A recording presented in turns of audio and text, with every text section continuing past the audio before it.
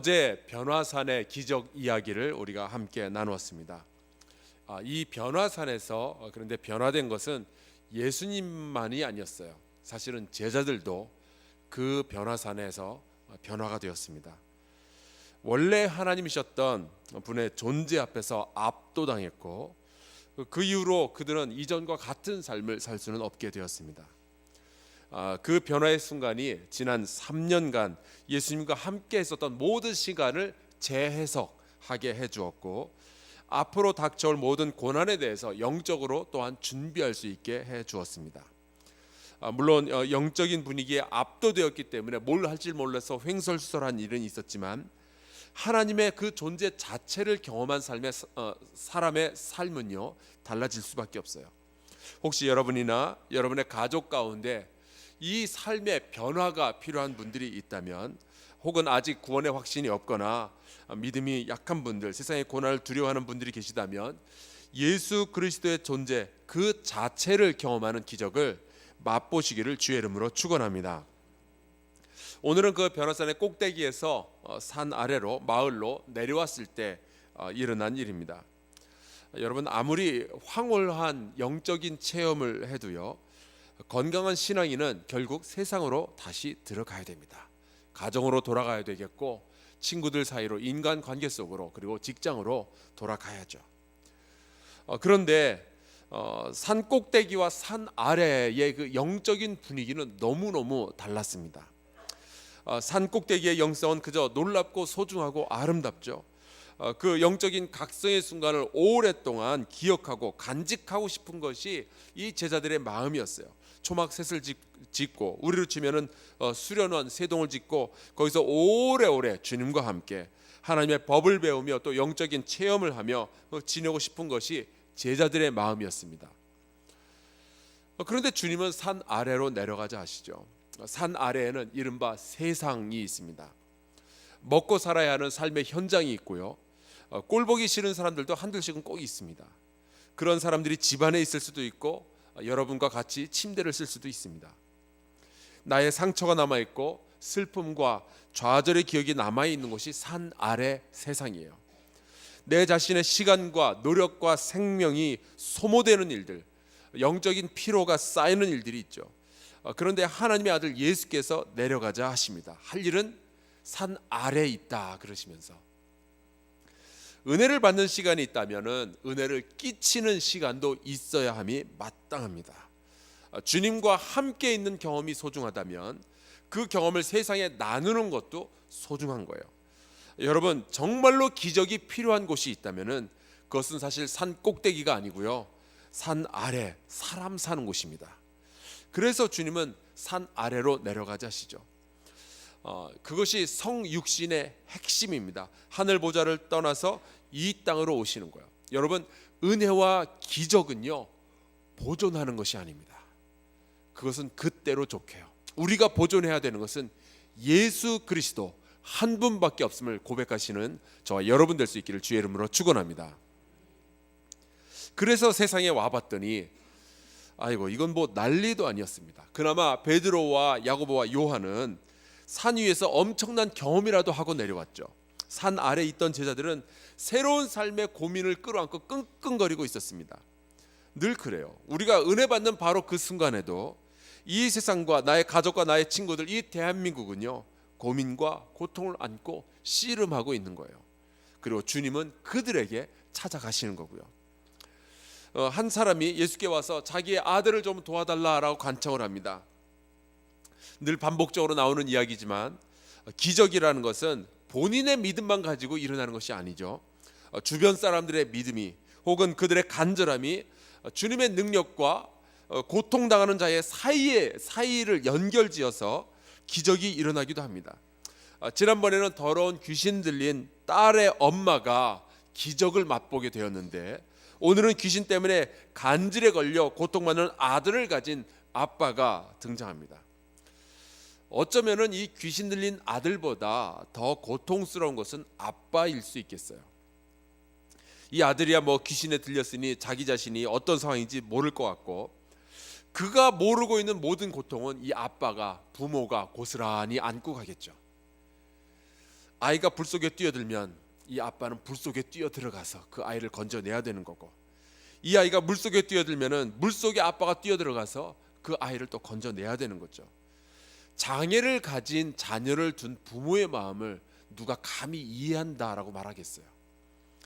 자녀의 고통은 고스란히 부모의 고통으로 전이가 됩니다. 아마 인간의 모습을 한 아들을 십자가에 매달아 죽여야 하는 하나님 아버지의 마음도 이런 것이 아니었을까 생각을 해보게 돼요. 이 아빠가 먼저 만난 것은 예수님이 아니고 제자들이었습니다. 서당께도 3년이면 풍어를 읊는다는데, 근데 제자들은 아무리 애를 써봐도 이 간질 걸린 아이로부터 이 귀신을 분리해낼 수가 없었습니다. 그래서 이 아빠가 상황을 예수님께 와서 말씀을 드리죠. 그때 예수님께서 이런 말씀을 하셔요. 제자들을 바라보시면서 이 믿음이 없고 패역한 세대요, 내가 얼마나 너희와 함께 있으며 얼마나 너희에게 참으려. 예수께서 버럭 화를 내셨습니다. 아니, 제자들이 못 고칠 수도 있잖아요. 근데 왜 그런 걸 가지고 버럭 화를 내고 그러셨을까요? 이유가 있어요. 마태복음 10장 1절에 그 이유가 나와 있습니다. 제가 읽어드릴게요. 마태복음 10장 1절입니다.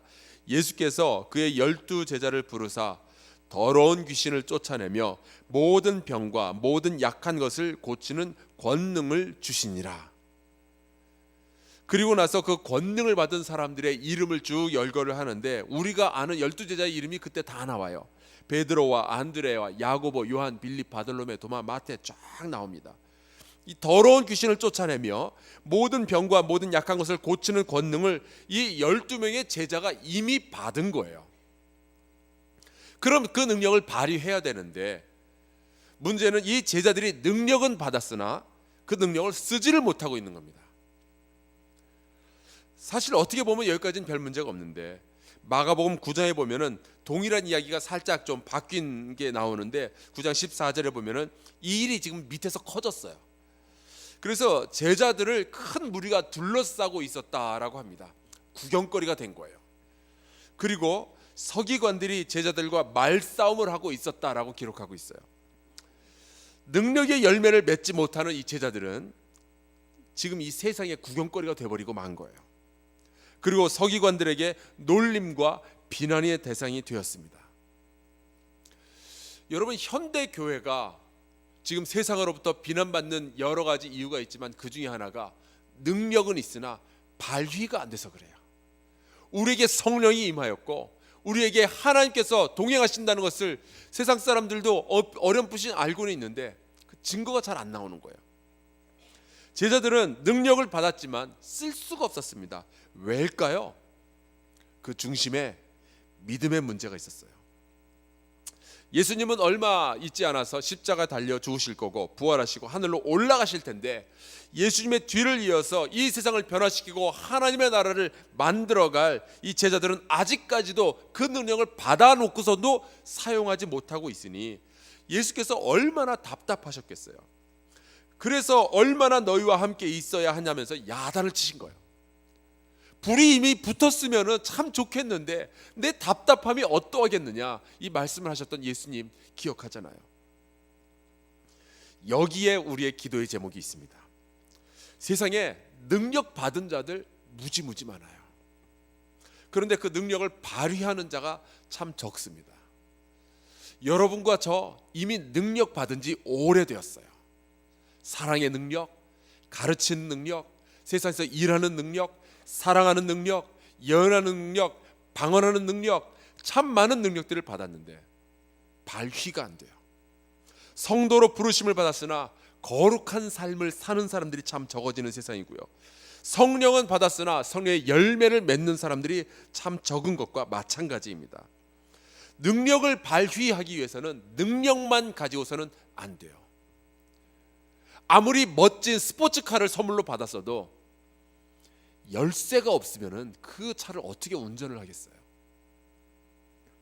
우리가 열심히 능력 달라고 기도하긴 하지만 어쩌면은 우리가 오늘날 기도해야 할 것은 능력을 달라는 것이 아니라 이미 받은 그 능력을 어떻게 발휘해야 될지, 하나님이여 나를 도와주소서, 이것이 우리에게 있어야 할 기도가 될 줄로 믿습니다.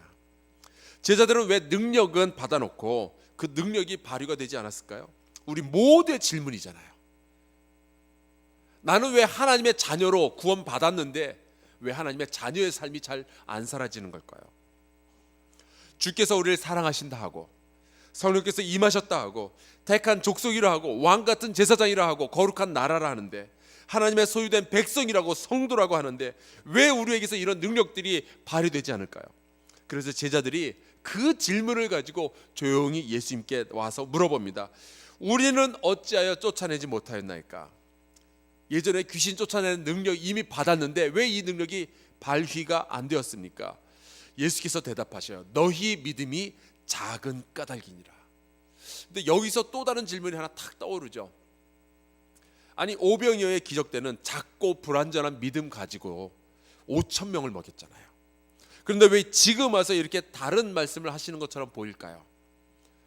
게다가 제자들 보고서는 믿음이 작아서 능력 발휘가 되지 않는다라고 하시고서는 그 다음에 하시는 말씀이 겨자씨만한 믿음만 가지고서도 산을 옮길 수 있고 못할 것이 없을 거다 말씀을 하신다면, 그렇다면 제자들의 현재 믿음은 겨자씨보다 작다는 뜻일까요? 그렇다면 능력을 발휘할 수 있는 최소 단위의 믿음은 겨자씨만큼일까요? 그러면 겨자씨만한 믿음이라는 건 도대체 어떤 만큼의 어떤 분량의 믿음을 의미하는 걸까요? 여러분, 여기서 예수께서 말씀하시는 것은 사실 믿음의 분량을 의미하는 게 아니에요. 예수께서는 20절 말씀에 보니까 제자들이 믿음이 작다라고 말씀하시기 전에 17절에 이미 제자들을 보고 믿음이 없고 패역한 세대여라고 말씀을 하셨어요. 그러니까 겨자씨만한 믿음이란 그 전에 말하는 작은 믿음이라는 것은 사실은 믿음이 없다는 것을 비유적으로 의미하시는 거예요. 그 순간에 제자들은 믿음이 없었어요. 그렇다면 겨자씨만한 믿음은 무엇을 의미하는 걸까요? 이게 기적을 이뤄내는 방아쇠인 것 같은데 그 해답이 마태복음 21장 21절에 나와 있습니다. 여기에서 보면은 예수께서 이런 말씀을 하셔요. 만일 너희가 믿음이 있고 의심하지 아니하면 이 무화과 나무에게 된 이런 일만 할 뿐 아니라 이 산더러 들려 바다에 던지라 하여도 될 것이요. 겨자씨만한 믿음이란 믿음이 작고 큰 것을 의미하는 것이 아니라 믿음이 있다라는 것을 의미하는 거예요. 여러분, 믿음은 있는가 없는가의 문제지 크냐 작으냐의 문제가 아니란 말이에요. 지금 이 순간, 지금 나의 상황에 내가 믿음이 있느냐 없느냐, 이것이 우리에게 가장 큰 질문이에요. 믿음이 병아리 눈물만큼 있든지 벼룩이 간만큼 있든지 겨자씨만큼만 있어도 있기만 하다면 그것은 겨자씨처럼 생명력이 있어서 결국 자라나고 성숙해지고 큰 나무가 되어서 공중의 새들이 깃들일 만큼이 되는 거예요. 우리가 기적에 관련해서 스스로에게 물어야 할 것은 내 믿음이 작은가 큰가가 아니라 있기는 있는가라고 물어봐야 돼요. 내가 지금 10년, 20년, 30년 신앙생활을 하고 근데 내 앞에 고난이 닥쳤을 바로 이 시간에 내가 믿음이 있기는 있는가라는 질문을 분명하게 던져봐야 돼요. 예수님에게 혹은 성경에서 목사에게 이것저것 배워서 이론도 알고 여러 가지 동의도 하지만 정말 하나님을 이 순간 나는 하나님을 신뢰하고 있는가? 마가복음 9장에는 귀신에게 사로잡힌 아이의 이 아빠가 외치는 비명소리가 기록되어져 있어요. 나의 믿음 없는 것을 도와주소서. 아마 이 아버지의 비명소리는 그날 함께 있었던 모든 제자들의 비명소리였을 거예요. 우리의 믿음 없는 것을 도와주소서. 그리고 오늘날 우리가 주님 앞에서 부르짖어 기도해야 되는 이 기도의 제목이 바로 이겁니다. 우리의 믿음 없는 것을 도와주소서.